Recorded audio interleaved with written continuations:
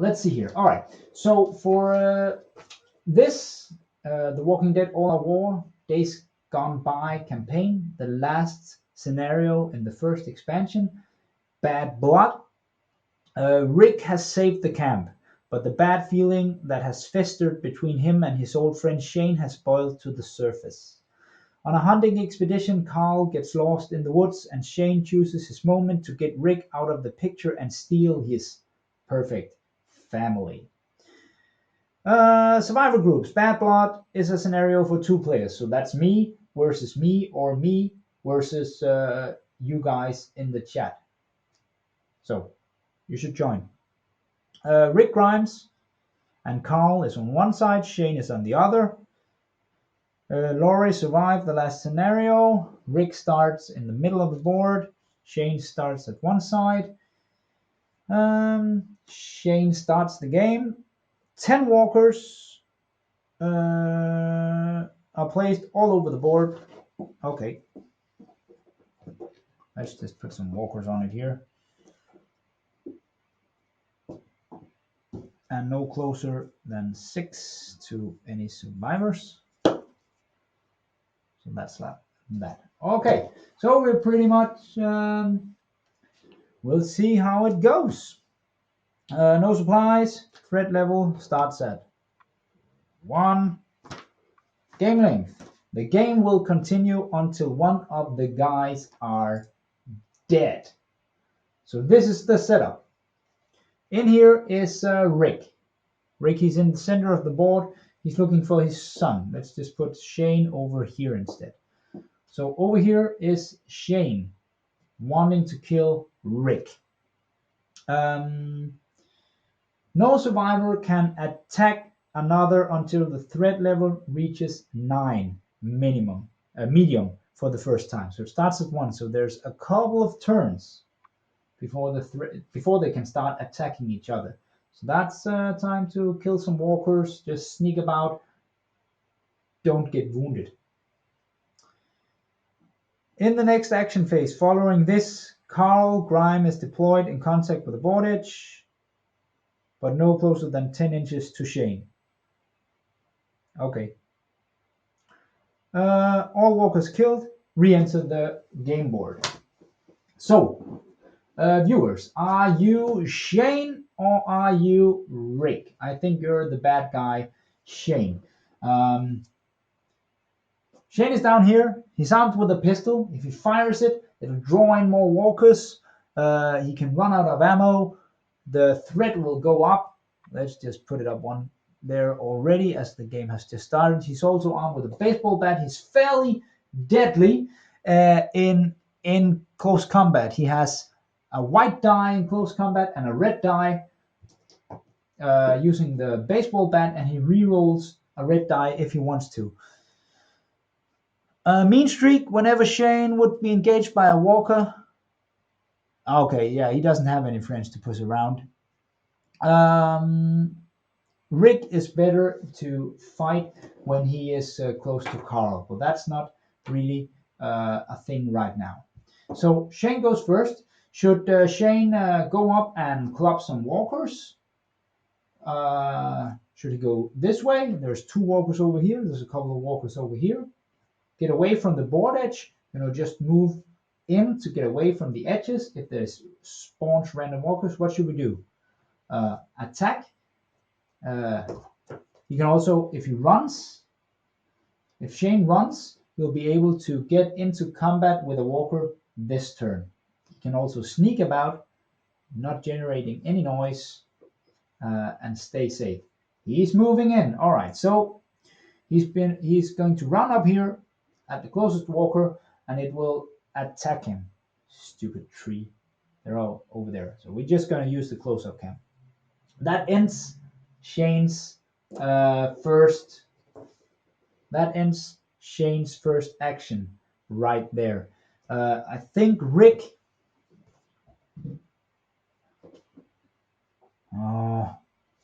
Rick is going to run over here and draw in this walker. Let's get some combat on the way. First event phase. Let's see. Roamers! All quiet. Each player moves one walker in a direction of their choice.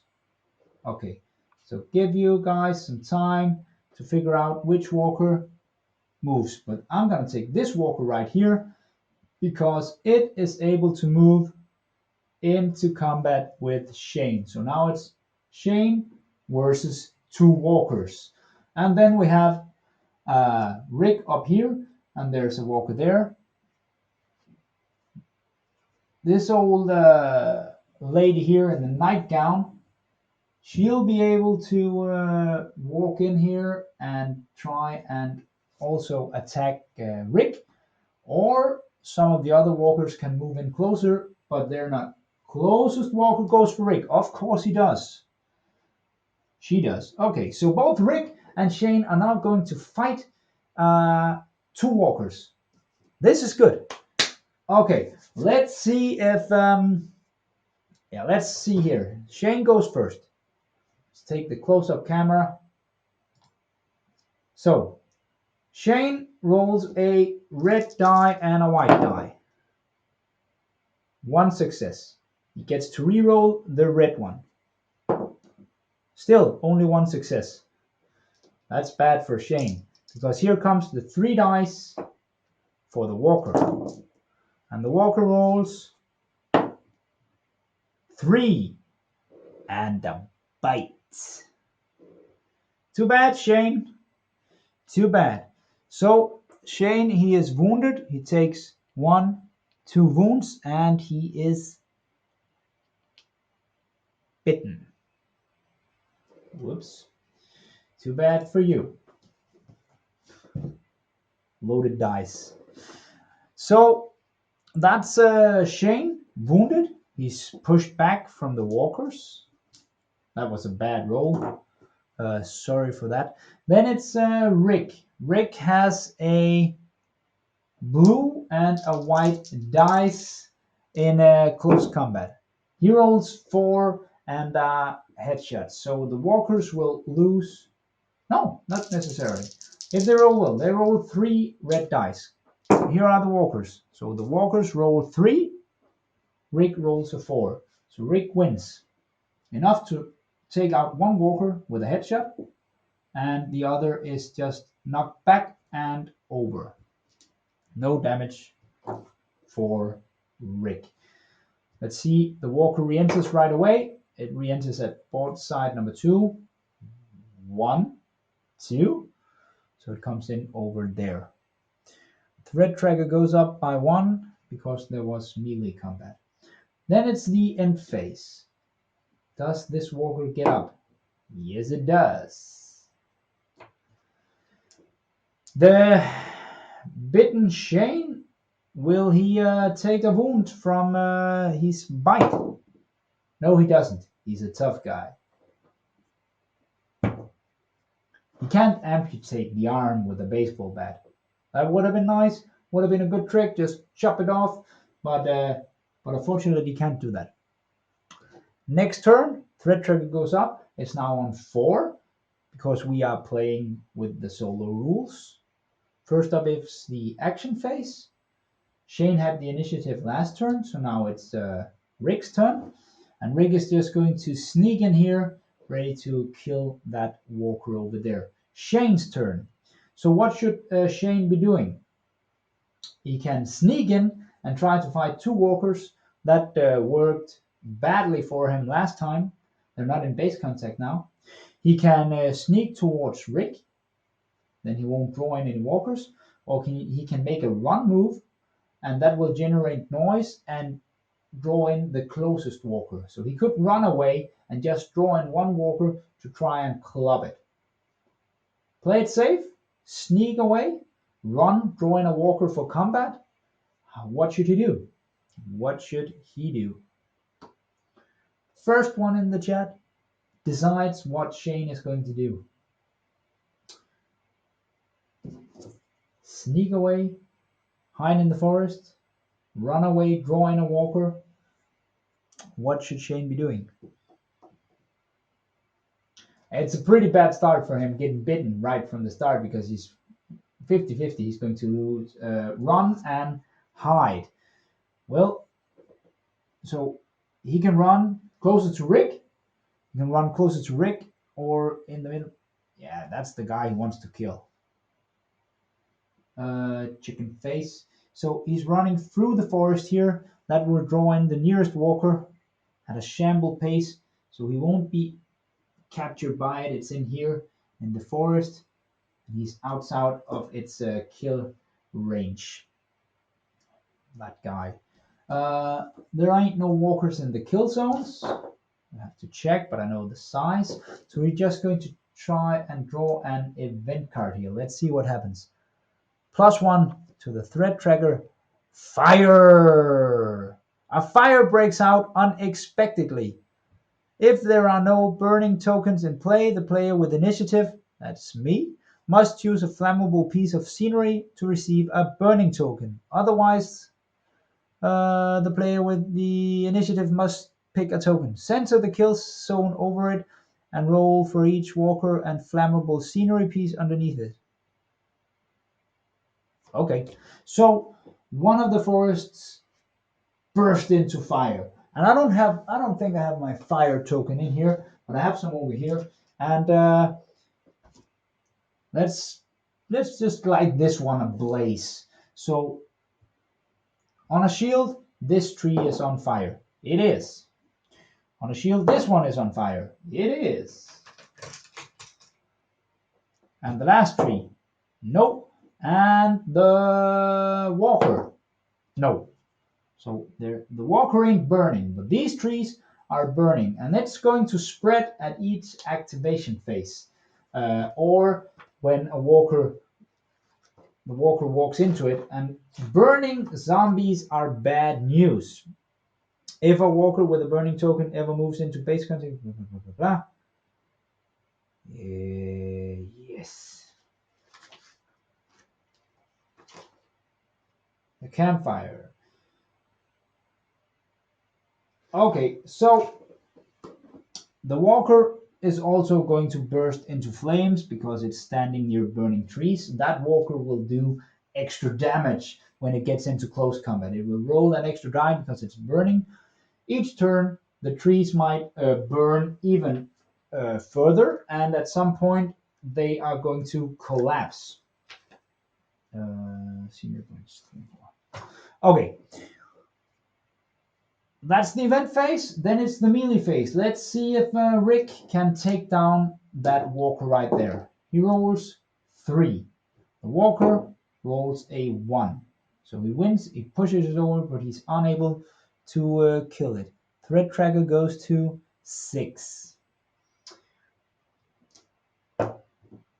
That's the melee phase. The end phase. Does the walker get up? It does, of course. Does Shane take a wound from his bite mark? He does.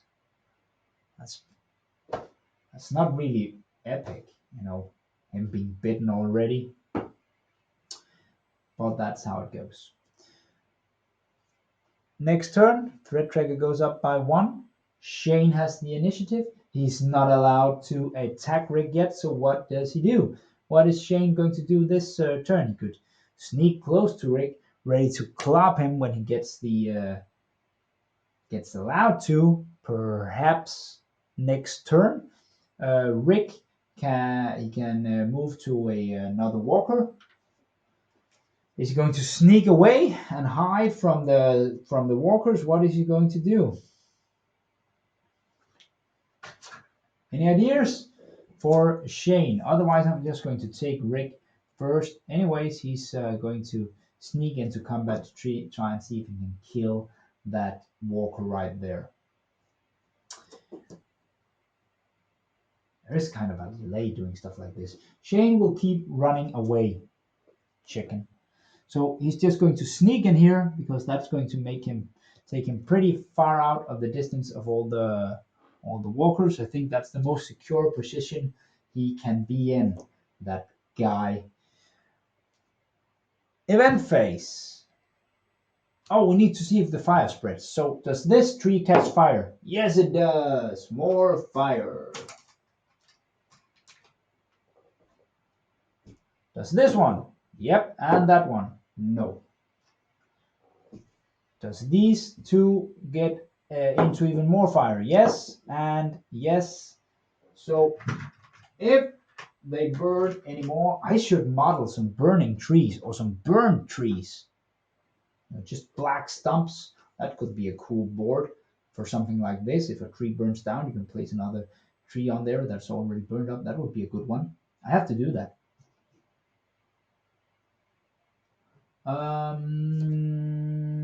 Yes. Event phase. Let's see what happens here. +2 to the threat tracker. Now it's medium. In the next activation phase, they can start killing each other. Medium threat.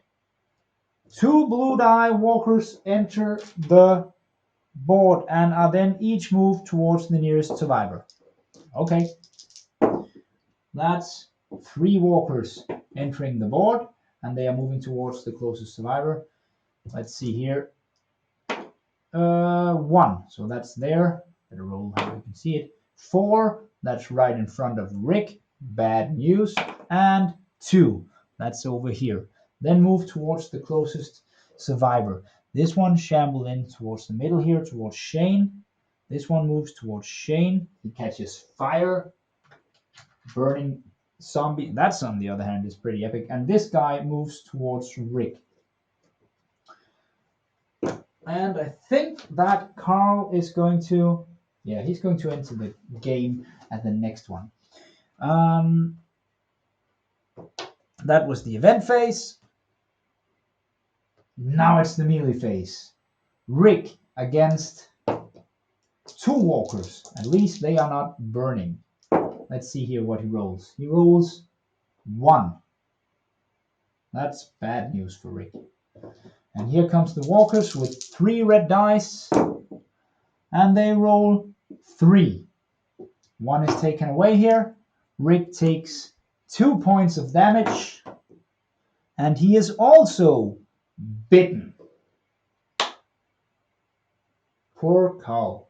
He will be left without a dad and a stepdad. Rick is pushed back 1 inch because he lost. Let's see here by the end phase if does Shane take more damage? No, he does not. Does Rick take damage from his bite wound? No, he does not. Next turn, threat tracker goes up to 10. Actually 11 because there was a melee combat just before. Carl enters the board at least 10 inches from Shane. Man, the plan was for these guys to clear a path and Carl to come in and just empty a pistol into Shane's face like the comment. But if he goes... Because if he fires that pistol now, that's not 10 inches from Shane. And that's not 10 inches. Down here then. If he shoots his pistol now, all the walkers will be swarming him and he'll get eaten. And then the game's a draw.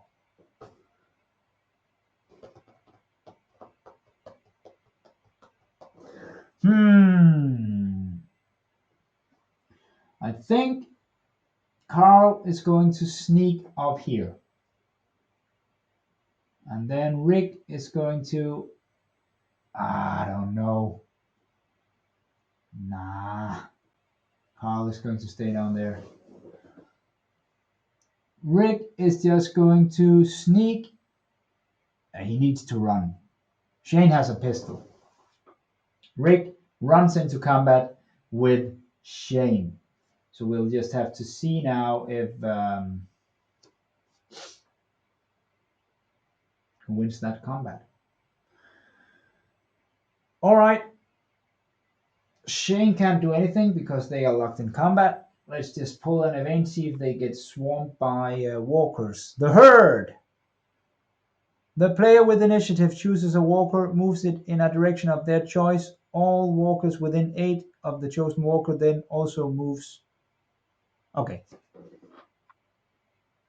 So I think Rick is going to try and save his son here because it's his turn to initiative. He's going to walk it over there, and then this walker, and yeah, that's that. They are moving away. Good for them. Good for them. Um, Combat time. Rick. He has a blue die and a red die. And Shane has a red die and a white die, and he can get a reroll. Let's start by ruling for Shane. Let's roll so we can see the dice. 2 blanks. That's the same as I re-rolled. I was just hoping for some more action. And Rick rolls 3. So the difference is 3. That means that Shane takes 3 points of damage. He's knocked dead. And since there wasn't a headshot, will be replaced by a walker model. Not that it really matters, because the game is over. Shane got his head smashed with a tire iron right there. So Rick has just killed his former partner and friend with a tire iron. And there is Shane, all zombified and gross. And that concludes the